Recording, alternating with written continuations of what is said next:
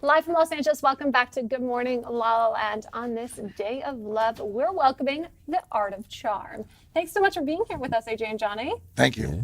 Yeah, You thanks guys for look having sharp us. as always. Yeah. We're trying to keep up with you. Right? Oh man, you don't have to do that at all. I take notes from you guys. So how do you define the art of charm?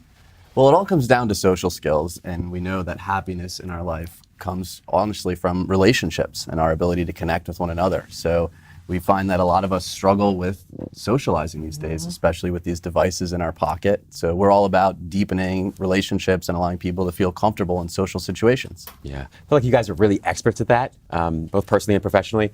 They've had on their show Kobe Bryant, Sugar Ray Leonard, and a ton of experts, including yours truly. But you've had really phenomenal experts around relationships, particularly as well. So can you share with us some of the things you've learned from those relationship experts or even happiness experts? Well, I think, one of our favorite topics has been the emotional bids topic. That was a few months ago. And for a lot of us, we tend to miss those because we're so focused on ourselves or whatever anxiety that we have going on. And we miss those cues from the people that we want to be bonding with. Yeah. And that can be difficult. And I know the response from those shows have been probably some of our best Explain it received. a little bit further. The emotional what? Bid. Emotional bid, yeah. Okay. You're speaking to John Gottman's work, right? Exactly. Got it. Okay. Yeah, and we all have these little moments where we're trying to emotionally connect with one another. And unfortunately, a lot of us are not good listeners. So we miss these moments Like when someone me in our right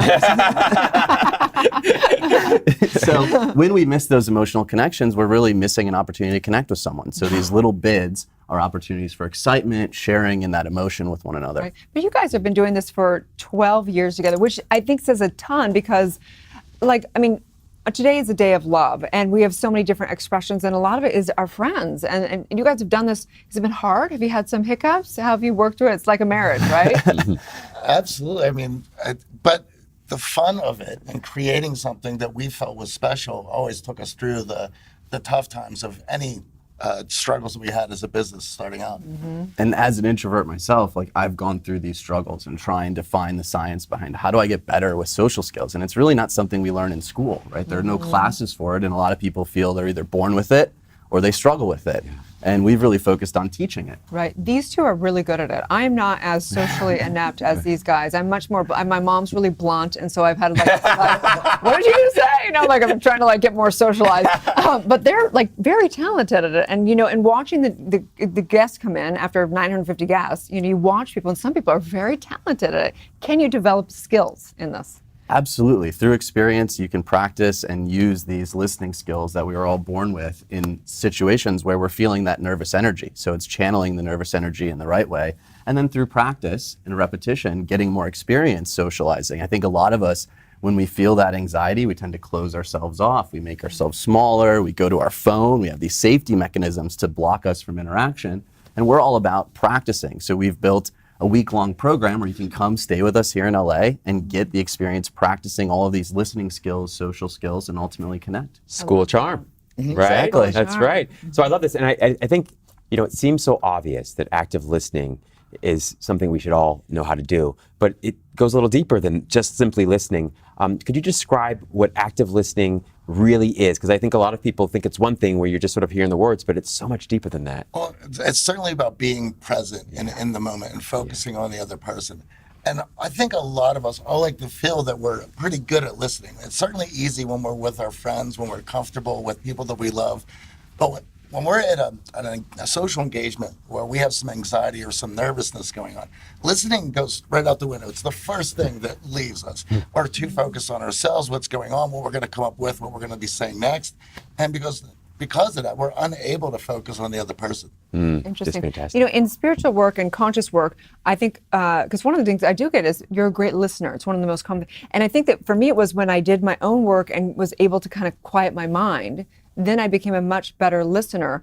Out of the experts that you've interviewed, what are those processes? What do they say? How do you become a great listener? So there's 5 levels to listening, and this was really enlightening for us. We had a guest on, Oscar Trimboli, who taught us this. And basically, the first level is your own voice in your head, that inner monologue that we all have. And mindfulness, meditation quiets that. The second level is the other people's words. Obviously, their words matter. The third level is their emotions behind those words. And we're usually going to be listening to that through their body language, right? You can tell by facial expressions what someone's feeling on the inside. The Fourth level is what's unsaid. So there are times where you're going to be selective with your words and not say certain things. And then the fifth and final level is the ultimate meaning behind it.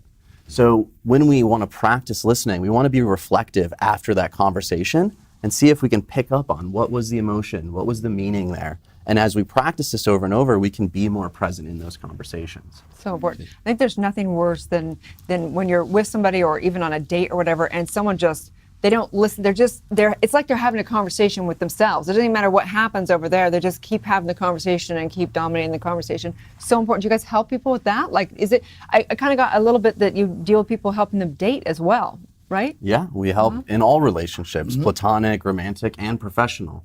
And a lot of us, when we struggle in one of those areas, we're usually struggling in all of those areas. So we're struggling to listen at work, we're struggling to listen with our friends, and we're struggling to listen romantically. Listen to ourselves. And also, so many people are afraid of having that silent moment in that awkward first date, so they arm themselves to the teeth with whatever information on the other person they can find. Certainly going through social media and having all these things to talk about, so they could just blurt it out and feel safe in that moment, because it's in those moments where silence that both parties have to deal with what's going on inside at that moment. Wow, you just described so much, man. When I first started dating, I would literally go to the bathroom just to breathe and sit there, because I like the sound of silence was so sweet to me. I just couldn't help it. I was like, wow, this is the best part of the date. It's just when it was completely quiet. And I think you're so right about that. Being able to sit sort of in discomfort of that silence is everything. You're able to connect in a deeper, fuller, more authentic way, I think. Certainly. Right. Oh, I'll never forget, I was on a date with a guy, and I recognized about 15 minutes in, he's not listening to a word I'm saying. So in the same tone, I threw out, oh, I've had a great day, and you're not listening to a word I'm saying, are you? But you're going to just ask me, just kind of trying to be clever.